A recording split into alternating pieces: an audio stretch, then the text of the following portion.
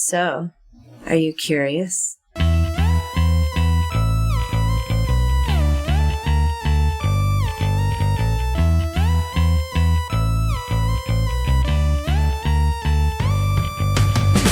Curiosity Codex. I am your ardent enthusiast, Kyle Olson. Let's take this show on the road. Mandy Fabian discusses the fun and adventure that comes along with taking your short film on the festival circuit. We'll talk about the joys of networking and the gut-wrenching terror of a Q&A when there aren't any Qs. But first, we'll discuss the downsides of binge culture. Chapter 7. You'll get a chair when you get a feature. All right, so when we left off, you were talking. Let's jump to the end of the of the short film. So basically, it's done. So yes. Like you've gone through post-production, you have it. So you have it finished. It is complete. Titles and everything. So what I was curious about was, what do you do with it once it's in the can, edited, yes. Sound, everything? Yes, exactly. Short films are fantastic. They're fantastic. I personally like them as an entertainment medium. Mm-hmm. I loved going. You seek them out? No, but when my film got into festivals, you saw a lot of them. I would go to screening blocks and see a bunch of stuff. And by the way, if somebody sends you a short film, it's way easier to commit to, 8 to 12 minutes of watching somebody's stuff than it is to find the 2-hour slot, right? Yeah. So or God help us if they're doing a television series. Like God. I love you, but I don't have 10 hours. Patrick has been doing Better Call Saul for 7 years, and literally, I think it was last Saturday, one of our closest friends was like, "So I started watching Better Call Saul," with no sense of shame or irony or just like, nope, I just got started, and it's really good. You're like, yeah, well, good, glad you're enjoying it. It is weird when someone comes in late like that because you're sort of like, oh, it's 7 years of my life. You're about to watch it in a weekend. But it's better. I mean, I didn't. Oh, yeah, I'd say it's better. Yeah, but it's so weird that people just burn through. And the whole Netflix model where they'll just drop a season. Yeah. And it's like a year's of work. And they Monday, they're like, okay, done. What else you got? Oh, my God. Like, Oh, yeah, it's brutal. I mean, that's the brutal thing about actually working in entertainment is I remember when I really got a taste of this because I shadowed on an episode of Scandal. Oh, wow. Okay. And it was, it was 10 days, really, really intense days of, were we shooting? I want to say we were shooting for 10 days, 9 or 10 days. It wasn't even, It wasn't even just like there was prep and then shooting. So I think it was it was a good period of time. And it was such hard, obviously like 12 to 13 to 14 hour days, depending on what it was, and night shoots, and it was insanity. And you're exhausted by the end. And then you're like, oh my God, the episode that I shadowed, it's going to be on. Let's watch it. And you watch it and you're like, that's 40 minutes. Right? You see a scene that you're like, oh, I remember this scene. This took us 5 hours. I remember how many times what? It's over? What they cut, how they, what things were such a big deal when you were shooting it, how long it took to set up that crane to get that shot and then they didn't use it. Or, I mean, it's just really, it's, so anyway, there's just a crap load of time. It takes 7 years of Patrick's life, and basically they can do it in a weekend. Not a weekend, but Yeah, probably not a weekend, but yeah. It would take a week to watch the accumulation of his work, Right. It's seen the entire catalog at this point. Yeah, it's depressing. But great. Yeah, the I saw a sitcom taping, and there was one scene where it was two broke girls, and so it was when two of the girls they basically, it doesn't matter what the plot was, but basically they had to go visit this they office. Were broke. And so there was this sort of they were broke. Yeah, and they were girls, and there were two of them. They had to visit this office and basically get past this really sort of snooty office guy who was standing between them and the person they needed to talk to on the other side too, and. This actor, I don't even remember who it was because he was a guest star, was so funny in the entire scene and just killing it. And actually, there was one point where he had to improv a phone call. So okay, your boss is calling you, and they just gave him some basic direction. And they said, okay, and they said to us, to the audience, we need to get a clean thing on this, so don't laugh. And so this actor had to do it, and the audience, all of us up there were just like, because he was so funny. And like and doing this, like, no, I understand. No, I don't know where the monkeys went. I mean, like, he's just doing all of this stuff, the one side of a telephone call, and it was so funny. And then I watched the episode, I'm like, oh man, I remember that guy was great. They cut the entire scene. Like in the episode, like they never even went to that office, and it was like, oh wow, that's brutal. Oh yeah, you bet they did. Kat Dennings' agent heard about that guy who was funnier than his client. Like nobody takes the attention from Kat. Yeah, he was like, nope, that scene's gotta go. Nobody's funnier than my star. Yeah, but I mean, on a big show, I mean, like an hour-long show, when you have to shoot that long. There can't be that much stuff that they cut, right? I mean, like, I know you're getting coverage, you're getting angles and stuff too for one scene, but like there can't be like huge like oh, he went all the way out to there can be the quarry, and that whole scene got cut. I mean, there can be if an episode's running really long. I think AMC's a little more flexible with episode lengths, so anything actually can be cut if the episode is over. But was anything cut for that episode? Like what you were thinking of? Like that the scandal when you one? watched it? Yeah, when you watched it, were you sort of like, oh, I'm surprised they didn't use that, or was it more just like, wow, it's like that was a 3-minute scene and it took us 2 days? Well, the same thing happened with me on Madam Secretary. That was that was a later version. So I remember in that one that yes, that they cut things, they cut whole scenes that you were like, what? Because they could, and so it definitely happens. But that's just the nature of doing anything cinematic is like it just takes forever to set up and shoot. I mean, it takes 3 hours to shoot a 3-minute scene, right? So it's just natural that, that you're going to kill yourself for 20 seconds of people's approval. So anybody out there who wants to do that for a living, come on board. Join us. Hollywood is waiting for you. Seek approval and kill yourself doing it. And take up a lot of your life. No, it's great. It's fun. Okay, so you have obviously you were doing this under the guise of a studio. I mean, like they had basically paid for it. They had so when you had it finished, you weren't on your own.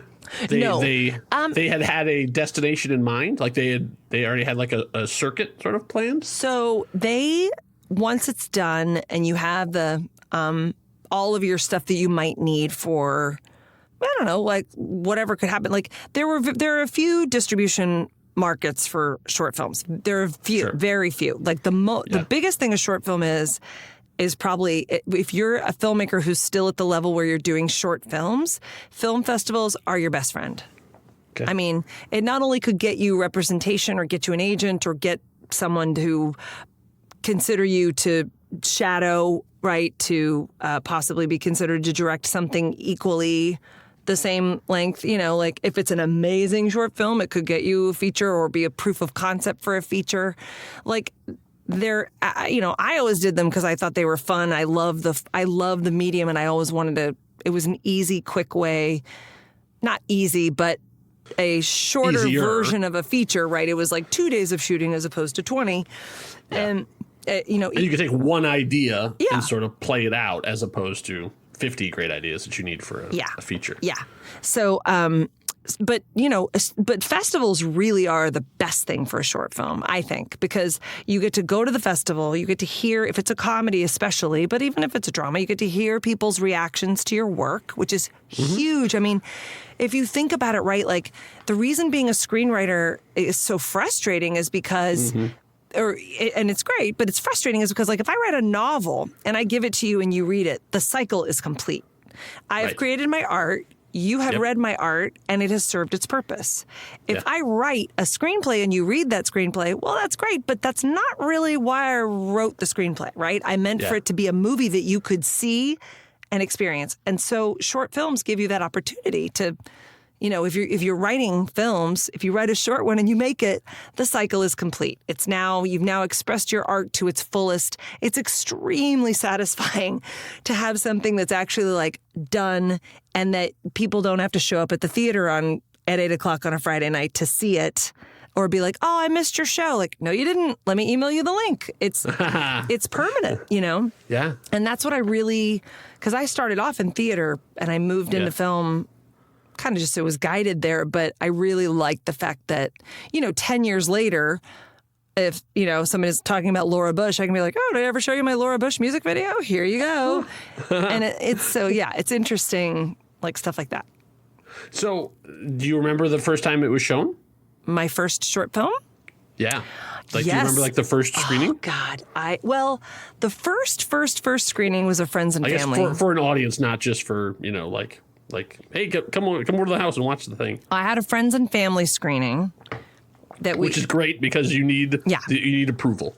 Like basically, even this is terrible, you're still going to tell me it's great, and that's what I need right now. Yeah, it was like that film, I think I showed maybe a couple people the cut before I made the final changes. I mean, I really didn't take anybody's. I just I put it together and I threw it out there. About 25 or 30 of my friends, some of the producers' friends, there were some industry people there that I was like, oh, what are they doing here? It was like Lisa Kudrow and Dan Bukatinsky and Don Roos were in the audience. They're friends of mine now, but at the time I didn't know them, and they were they were my idols. You're like, is there a friend here, guys? Is there a friend? Is there sitting over there? Well, it was like, what? Yeah, exactly. A literal friend? Right. Yeah. I mean, so it was kind of... Well, it was a friends and family screening. Oh! Yeah, right, there you go. Sorry, go on. There you go. And it was... It was my first time showing my first thing ever to public ever. And I was like, oh, God, because, I didn't want it to suck, obviously. Yeah. But it worked. It worked. We had about 25 to 30 people, and they laughed, and that was good. But it was, I was throwing, I didn't really throw up, but I felt like I was going to throw up the whole time. I was terrified. I was embarrassed. I was like, oh, I don't know. It was good, but I was kind of a mess, and celebrating, and also a mess because, industry people are actually much harder on things because then... The next time I got to see my movie, this was incredible. It was like a theater of 500 people because it got into the Palm Springs International Short Fest. Okay. And it not only got in there, it was part of the opening night thing because they were doing comedy. So because I had done a comedy, it was in the block of opening night films, and it had a huge opening night audience, and everybody laughed, and it was a blast. I mean, that was... At the right times? Yeah, for the most part. That's what you hoped. Yeah, which, that's always subjective, right? There's one joke in that movie that I had given it to someone, and he's like, oh, no, that's not the joke. It's this thing that made me laugh every time I watched it. And it was weird. Sometimes you laugh at these things that you're like, I know, I don't care if anybody else gets it. That makes me laugh every time. Yep. And... he was like, no, the joke is here. And you need to add a reaction and then blah, blah, blah. And I was like, oh, yeah. And I changed it, and it never got a laugh.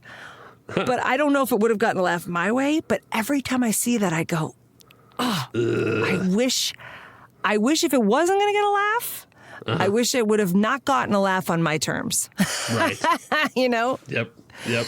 It's something I'm really, as I'm moving into the next edit of my feature, I'm really trying to remember that, all right, you can service notes, but don't service them so much that it takes it away from what you liked and what you thought was working. Yeah, that is a difficult target to hit, but I think that's very important to keep top of mind. It's so subjective. I mean, if you want to, if you want to talk about taking notes, that's obviously the process that happens before you have something finished. But sure, it's the process. Did you get notes after that screening?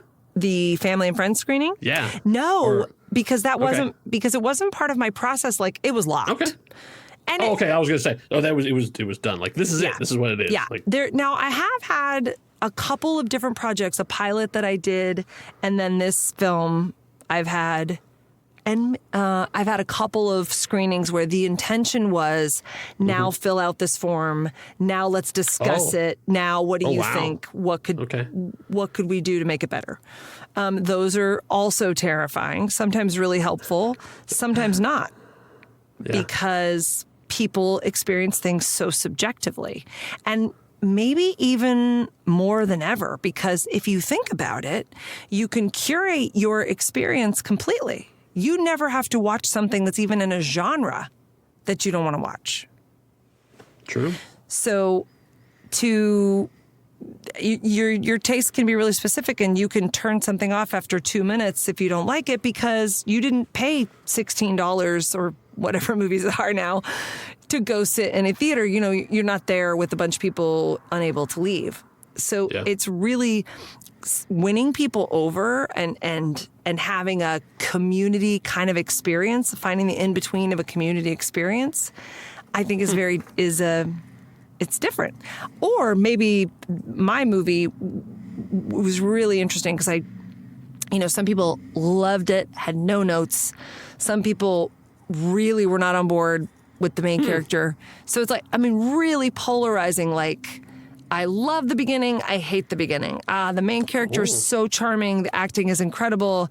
I can't stand it. I don't want to, so my job is to sort of think about how I feel about it and see what resonates. Yeah. And then I will go back and try to see if, while staying true to my integrity and my vision and what I think is good and funny, to see if I can maneuver it, just finesse it a little bit so I can get a little bit closer. The people who had notes of like, I want this or I want that, to see if I can give that to them while still pleasing myself in the process. Yeah, some of the best advice I've heard about taking notes is don't take the advice, take the note. Yes. Like, because someone will say like, oh, you need to do X, Y, and Z. And you're like, your opening is bad because, and this is what you need to do. It's like, okay, I've gotten 3 different people saying that. There's something wrong with the opening. Now, it might not be what that guy said or what that lady said or, anything like that, but there's something there that needs to be addressed. So like they're saying, look at it as a problem area, but don't take it as cut the whole thing. Like, no, there's a problem and you need to figure out what it is. 100%. Yeah. It's the note underneath the note. Because if someone tries to fix it, right, they're like, well, I think the problem is that, she's in the apartment the whole time and that's why. Yeah. And you go, well, that's what the movie is. So like, you try to listen more and go like, oh, okay, so it's the pace or it's still, you're not emotionally invested. Like I that's how I hear those notes. Yeah. You're not, if you're getting antsy or feeling like something is too long, right. I could go in and cut, but that's not really the issue. Because if it's getting antsy, it's probably because you're not getting new information, I haven't raised the stakes, or you're just not invested. Yeah. Right? So it's like those things, if I can get people really hooked. And the thing about this movie, which is interesting, is like she takes such an emotional journey that it's a comedy too. So I need to make sure people are laughing all the way through and they will forgive the whole thing. Like really, I was like, all right, work on the jokes, make sure the jokes are like boom, boom, boom, so that they're laughing so that they can get past the fact that she's awkward and struggling and, that she's having a hard time. If I make them laugh, they will, and a lot of the laughs are in visual VFX and graphics and things that I don't have yet.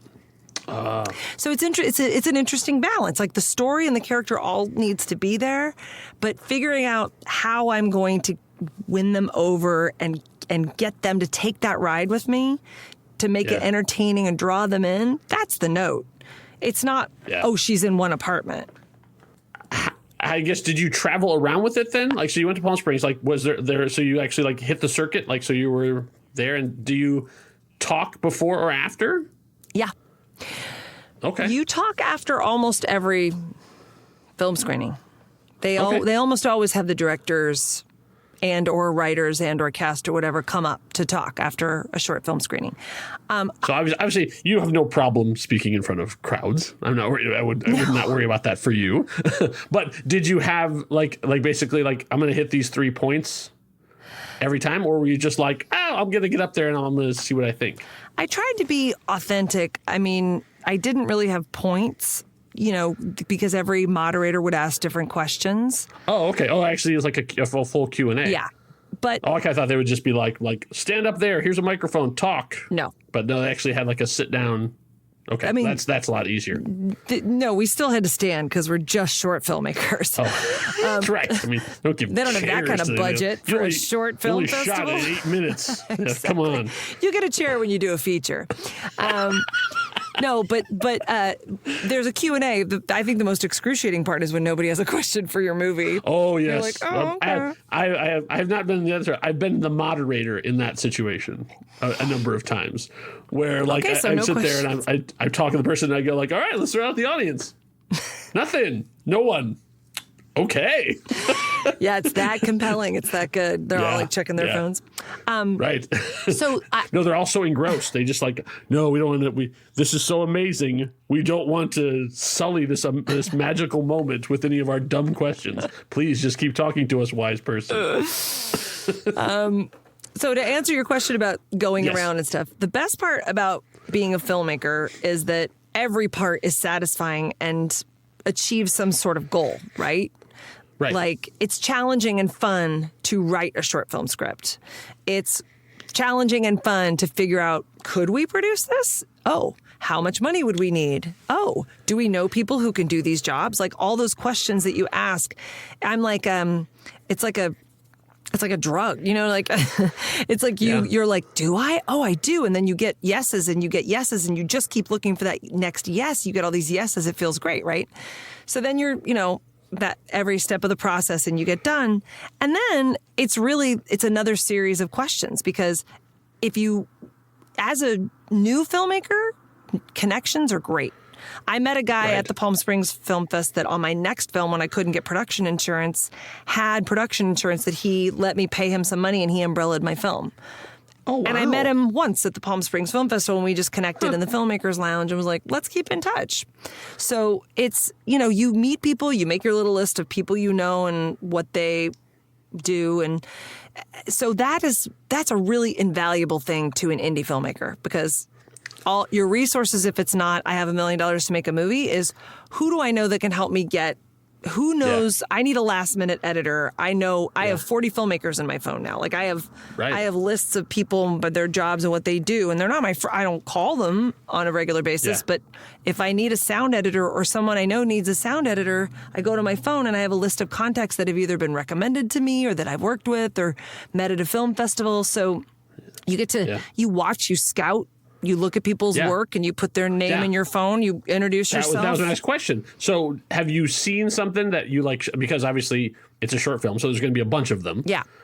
And so you end up seeing a ton of short films. Yeah. So have you seen something and gone, I need to meet that lady?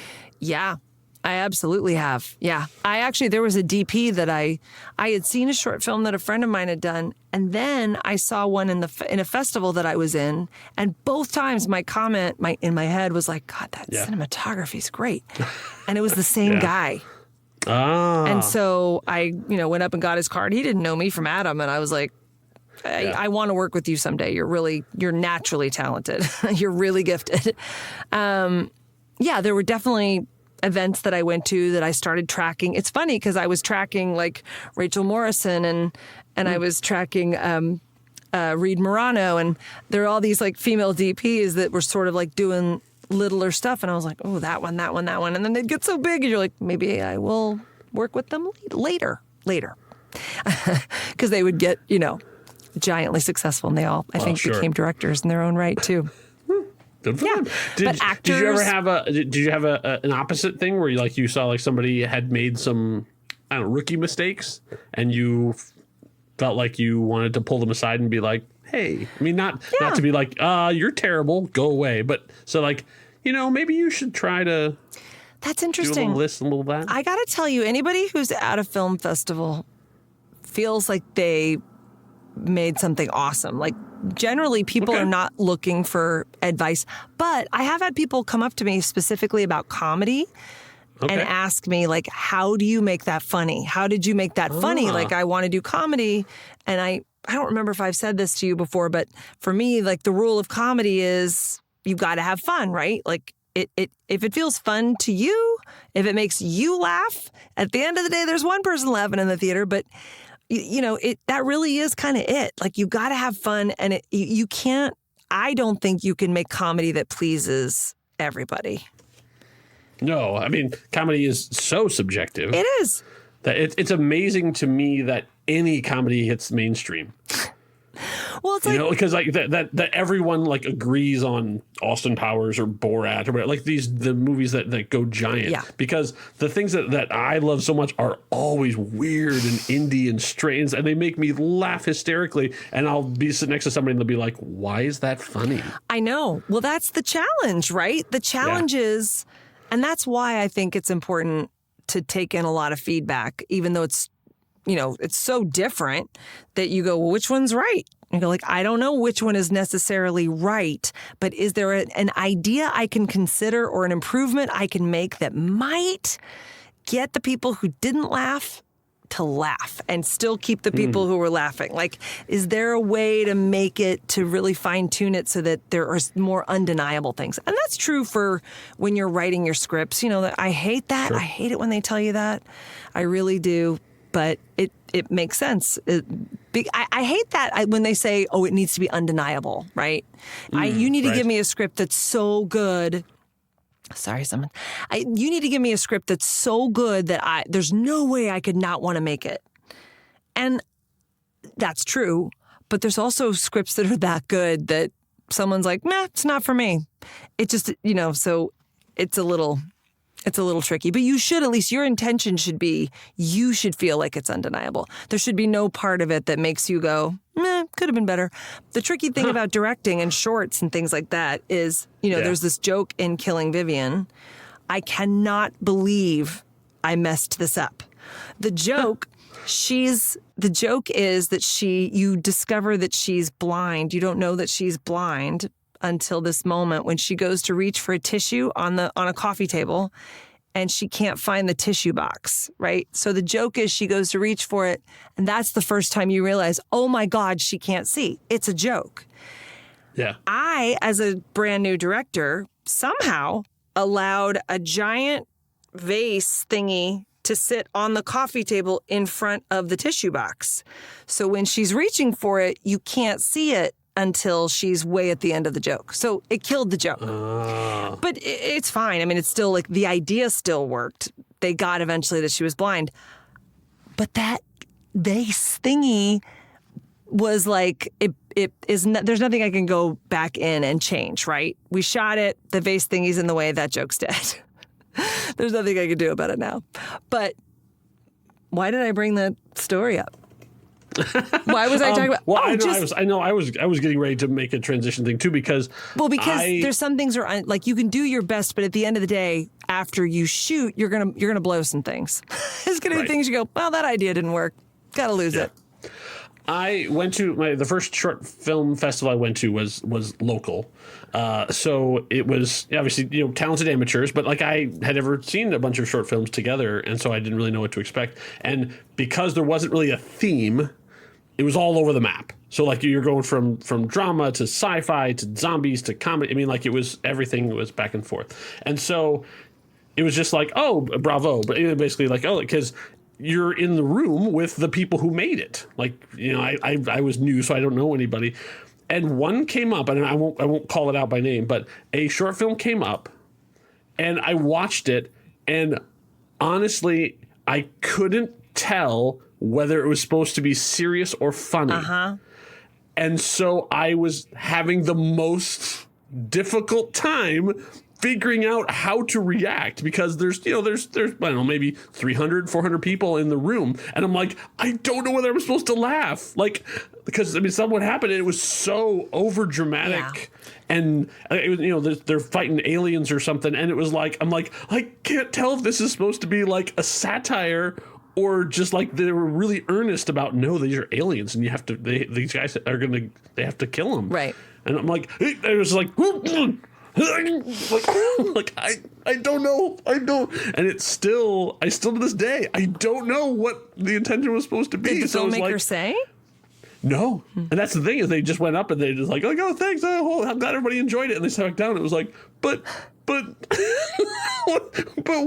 was it? Well, if nobody was laughing, maybe. Well, I think everyone was having that same kind of reaction of like, you don't want to be rude. Right. Like if someone's doing like a serious, like, having a serious thing of like my father, when he was on his deathbed, and like, But at the same time, like you want to, as a filmmaker, you want them to have the reaction that you intended, but yes, you don't want to have the opposite one because then like, oh, I've steered too far. Now we've crossed over. It was one of the strangest experiences of my life. Now, there's also been plenty of things where you're like, oh my God,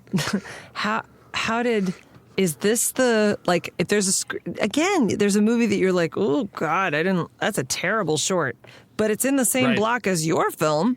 So, right. There's no accounting, like, festival programmers pick the best films. Sure, and then stuff gets left on the cutting room floor, so it was probably worse than whatever it was.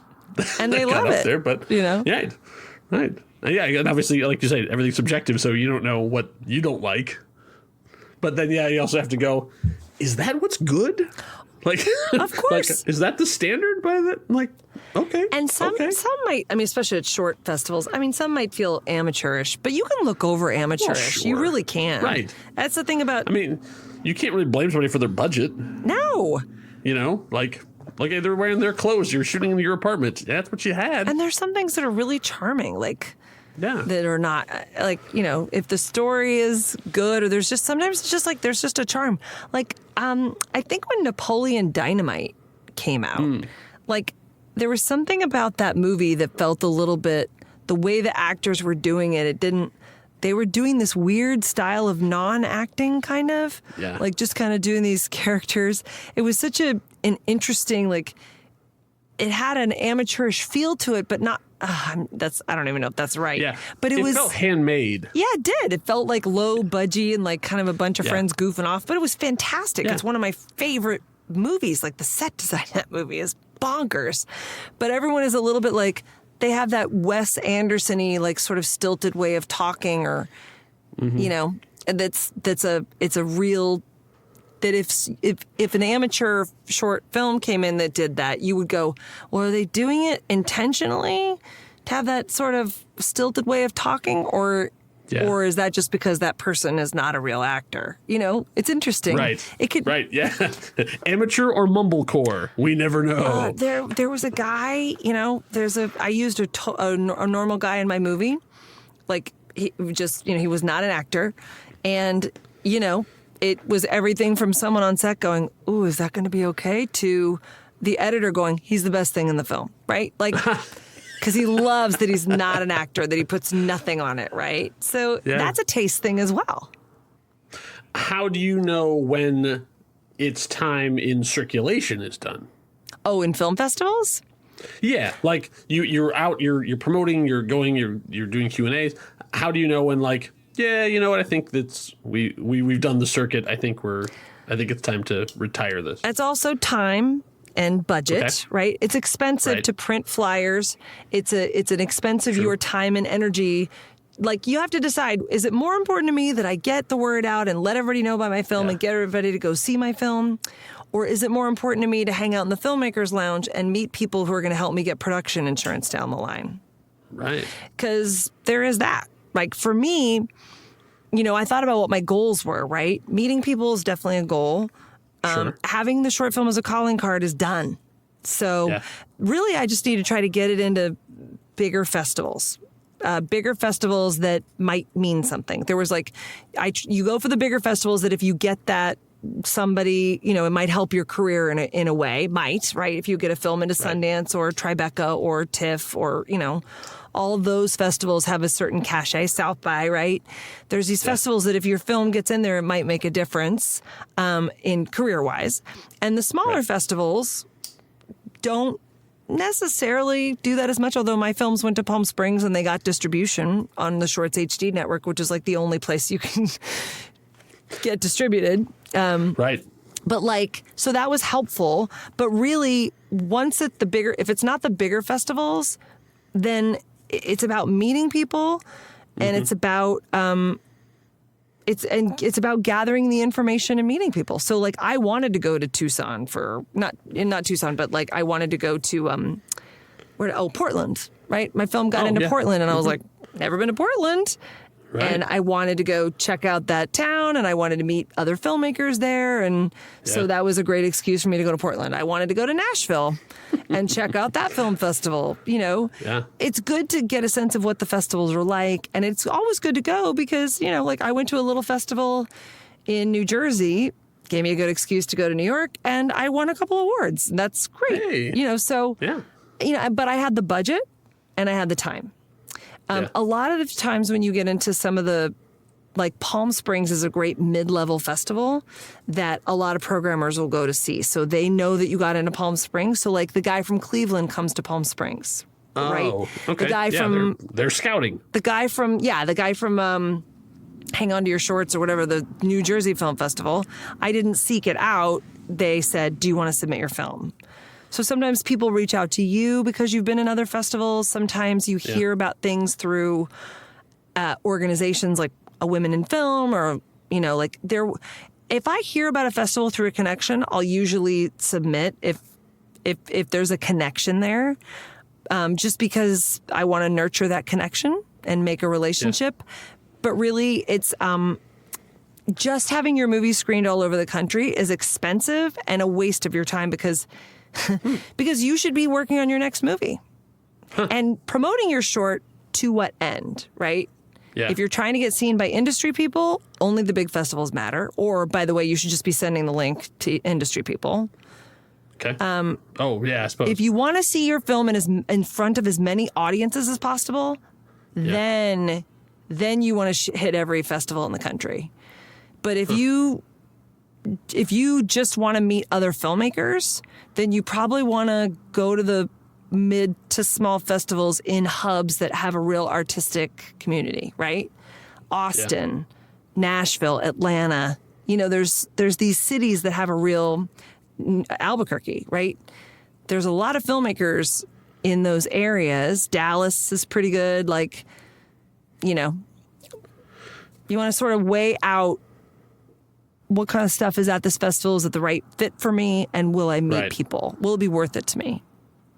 So at what point did you then realize this is what I do. This is who I am. I mean, was it shooting the short film where you're like, oh, I'm a director? Or, I mean, this is my thing. This is what I'm supposed to be doing. Or was it during the circuit where you're like, oh, I'm among the people who are doing the things that I want to be doing too. Do you remember there was a specific moment? I think there were two. Okay. Because I think it was after when I was storyboarding, there were a few moments that stick out to me when I was doing my first film. When I was storyboarding and I was like, oh, that's right. I see this movie. When I was writing this movie, I was storyboarding it. I see it in my head. And it's fun for me to come up with shots, ways to tell that story. And I love camera tricks. I had to have a car accident, right? I had to imply that there's this big car wreck, but I didn't have any money for that. So I loved, because it's a comedy, figuring out a way to cheat a car accident without having to have all that. Without setting the camera on the ground and having a hubcap roll by? Yeah.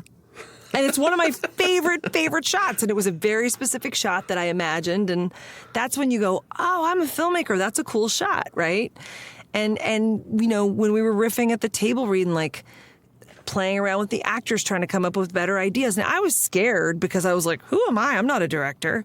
But doing those things, actually doing it made me go, well, no, I am a director.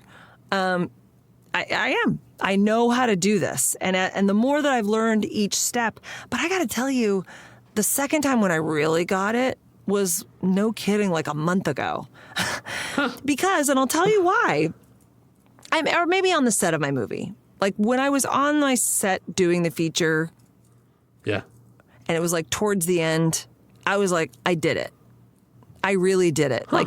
This is a big, real thing. This was a huge job. And this is not me hanging out on the weekends. This was a big, big thing. And it was an enormous process. And the fact that I got through it, not only got through it, but I did really well. And I loved every second of it. That was when I was like, oh, this is now I really feel like a director. Even though I had been directing little things all along. Yeah. I knew I could do it, but there's such a learning curve, and that learning curve can really screw you mentally. It can make you think you don't know what you're doing. In the same way that you get in the middle of writing a script and you get lost and you're like, I'm not a writer. It's like, no, you are a writer. Writers feel lost. That's part of being a writer, right? Yeah. So for me now, I go, no. I've been a director this whole time. It's just that sometimes it gets hard and you go, oh my God, I don't know what I'm doing. You're like, no, you do. You're problem solving, and sometimes you don't know what you're doing because in that moment you haven't decided it yet. But then you solve that problem, you move on, and you know what you're doing again. It's like it's really a practice. It's like being a pianist. It's like it's a craft that you work at by doing it or studying it. If you can't do it by getting your hands on a camera and getting actors and a script and a crew and doing the whole thing, then you go to masterclass and you watch Ron Howard's thing, or you go to Sundance and you do those collab things. Like you study it and you study it and think like a filmmaker.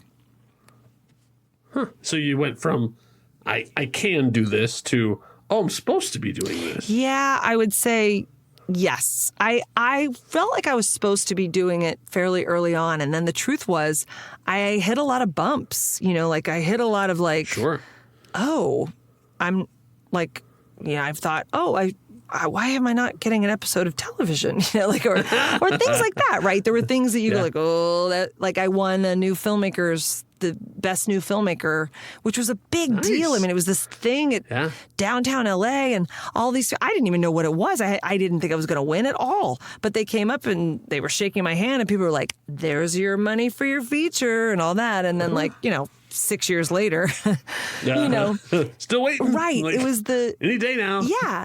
So it was this thing where because I wasn't sure how it should look, I kept questioning. And I had taken so many career paths. I was like, is this what I'm supposed to do? Yeah. Is this what I'm supposed to do? What if I don't know? I just doubted myself, to be honest.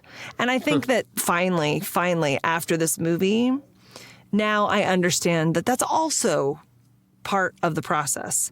And the fact is, this is what I do. I'm never going to stop doing this because I love it. I love it, It's really, really fun for me. And so now at this point, it's like, the real goal is like, okay, I'm going to get to keep doing this because I started 8 years ago and I still got to keep doing it. It's just a matter of stopping the every time you hit a writer's block or director's block or it's not as easy as you thought it was going to be. You can't keep going, maybe I don't know what I'm doing. Over. Right. It's done. It's like, no,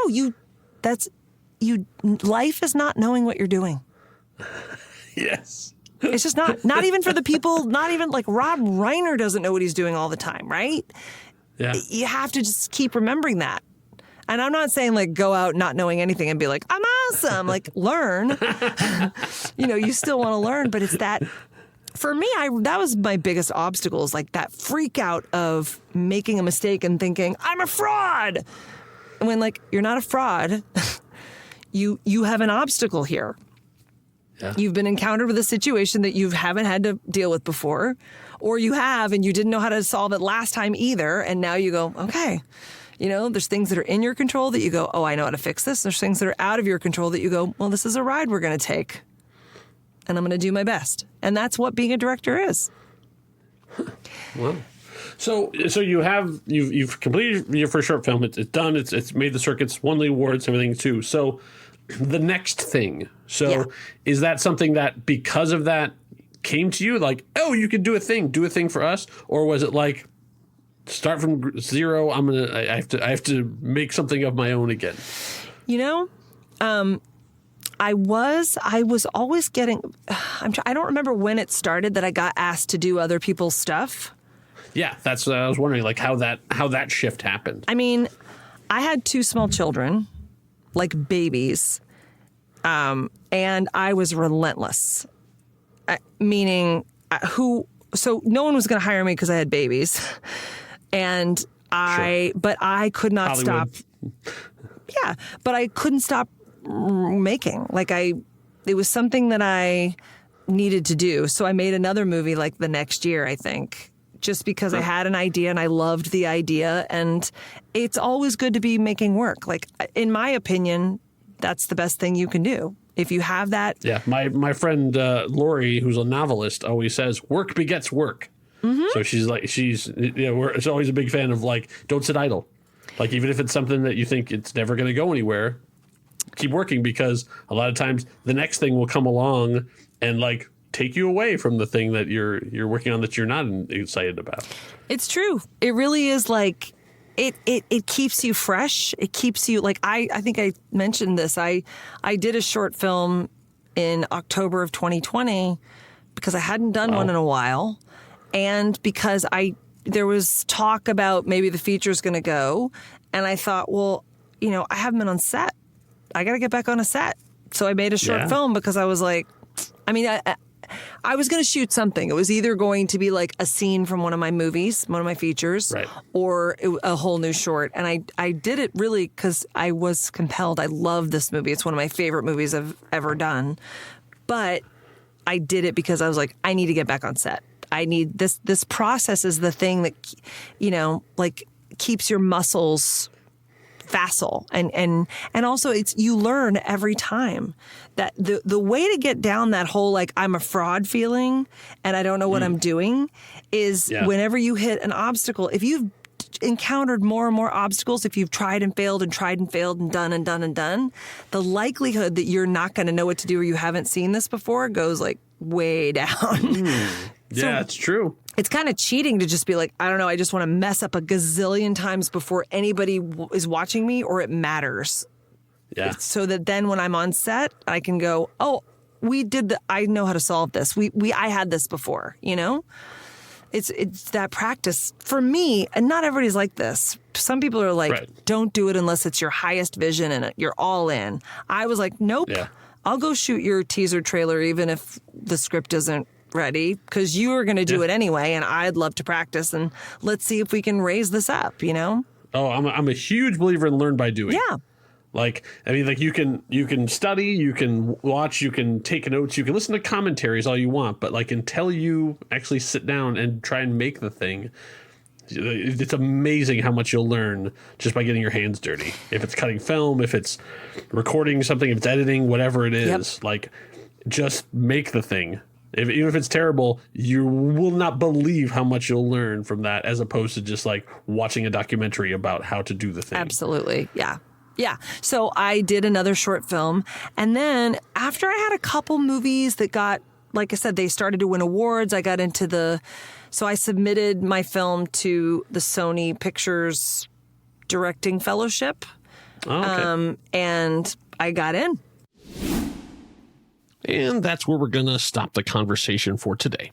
If you'd like to hear more of Mandy's voice, she's got her very own podcast. It's called The Mand Cave, hosted in collaboration with her friend, Mandy Kaplan. You'll find it wherever the finest podcasts are found.